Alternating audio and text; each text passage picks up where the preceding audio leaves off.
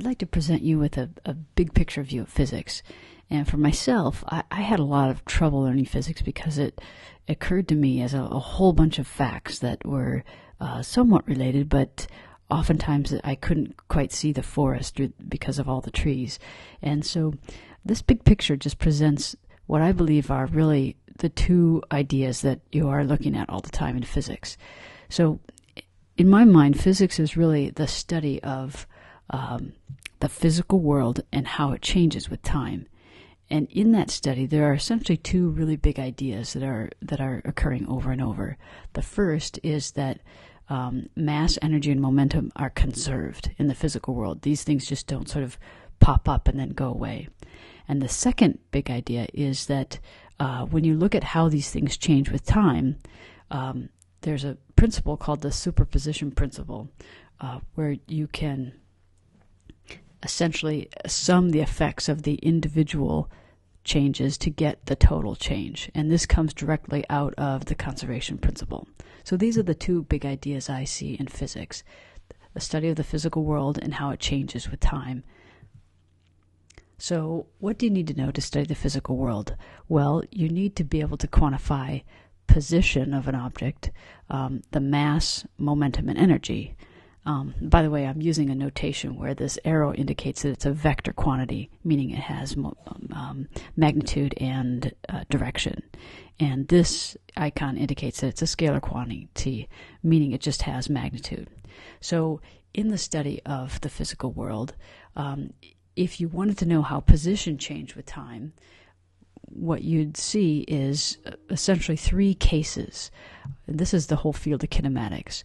And three cases are essentially 1D, where gravity is largely ignored, and you have the position, the velocity, the acceleration, and time to describe what's going on in a linear motion. Now, in a 2D motion, those same quantifiers turn into vectors, and in this case, gravity can't be ignored, of course, because it's acting on the body that's in motion. The next case is rotational motion, and in rotational motion you have rotational vectors that are equivalent or analogous to the linear values. So that you have angular position, you have angular velocity, and angular acceleration.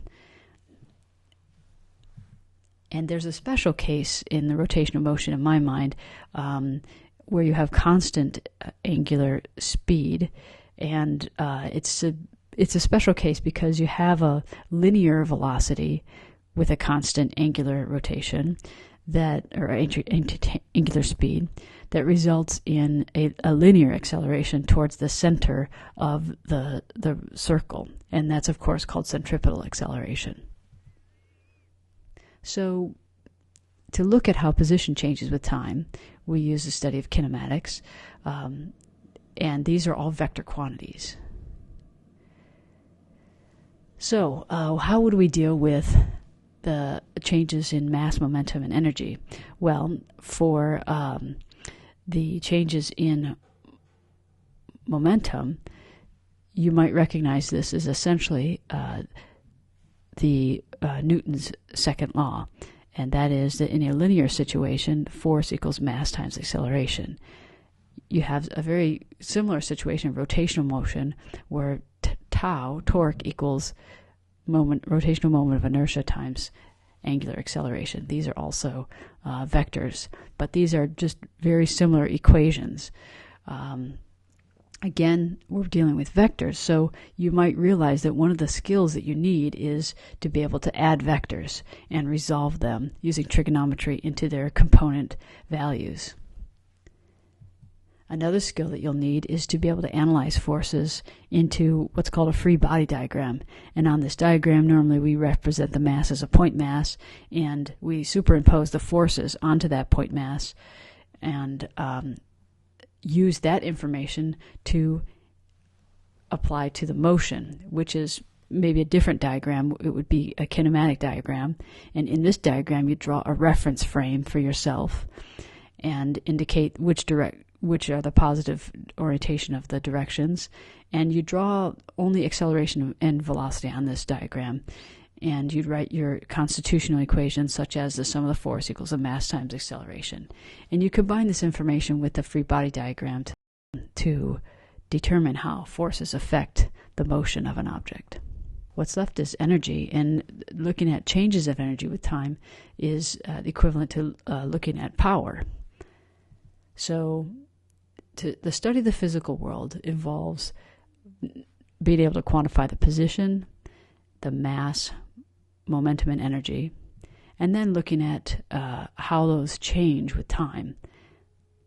Again, there are two simple principles. One is the principle of conservation of these quantities, mass, energy, and momentum. And the second principle is being able to superimpose the rates of change, the individuals, to get the sum total of the effect. So this is the big picture of physics.